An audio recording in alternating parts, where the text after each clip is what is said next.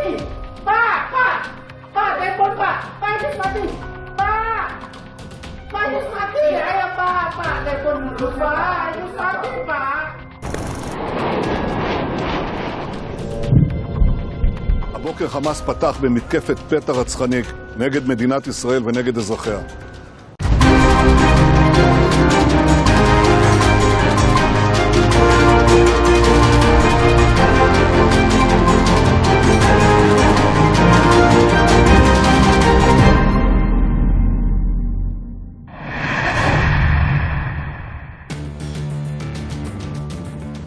Sepekan menuju pendaftaran Capres-Cawapres 2024, bakal Capres Ganjar dan Prabowo masih jadi teka-teki.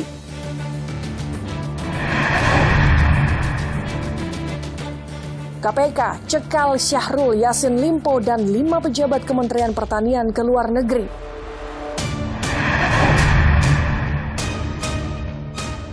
Gregorius Ronald Tanur, anak anggota DPR, tersangka kasus dugaan penganiayaan kekasihnya hingga tewas, terancam hukuman 12 tahun penjara.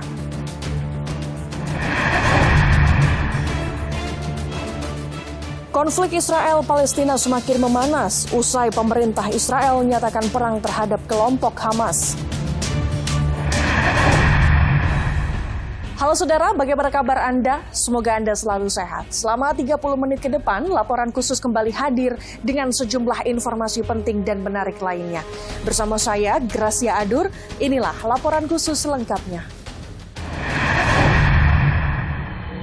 Sepekan menuju pendaftaran Capres-Cawapres 2024, bakal Cawapres Ganjar dan Prabowo masih jadi teka-teki.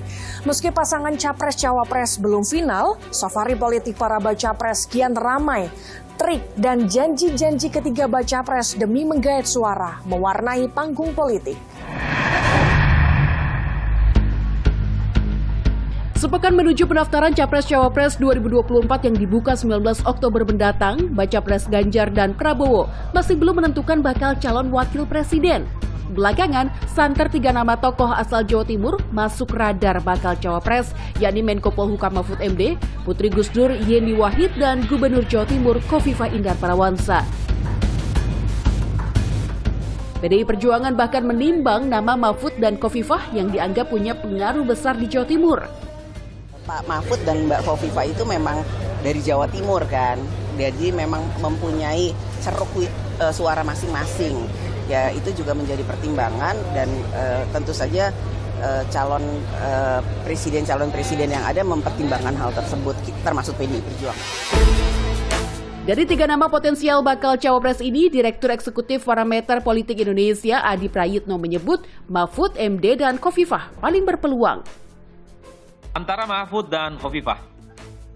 Mahfud itu bagi saya bukan hanya memiliki bekal popularitas, bukan hanya punya bekal elektabilitas, tapi bicara Mahfud MD itu melampaui itu semua. Mahfud ini adalah sebagai sosok yang dinilai punya integritas ya, karena semangat dalam pemberantasan korupsi, penegakan hukum, kemudian punya kapasitas, punya portofolio politik yang cukup mentereng ya. Kalau Bu Khofifah, ini kan 3 hal yang kemudian diyakini sebagai keuntungan yang cukup luar biasa.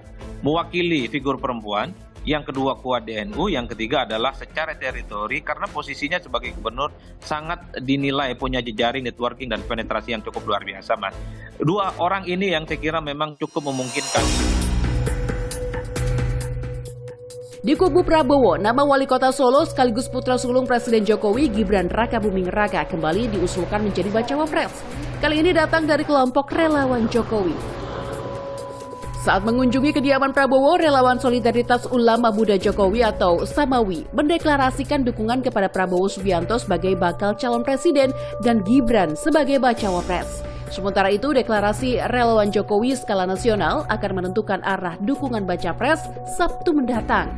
Besok Sabtu akan diarahkan dan akan ditentukan arah dukungannya kemana.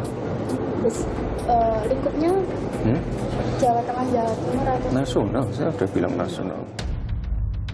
Lembaga survei Poltreking Indonesia merilis elektabilitas kandidat Cawapres 2024. Survei pada 3 hingga 9 September 2023 menempatkan nama Menteri BUMN Erick Thohir di posisi atas dengan 18,6%. Disusul Menparekraf yang juga Ketua Bapilu P3 Sandiaga Uno 15,7%. Ketua Umum Partai Demokrat AHY dan Gubernur Jawa Barat 2018-2023 Ridwan Kamil mendapat 10,2% dan 9,1%. Muhaimin Iskandar, Ketua Umum PKB yang sudah jadi bacawa pres Anies Baswedan sebesar 7,6%.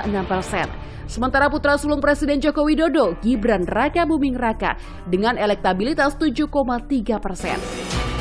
Meski pasangan Capres-Cawapres belum final, safari dan janji-janji politik para baca pres kian ramai.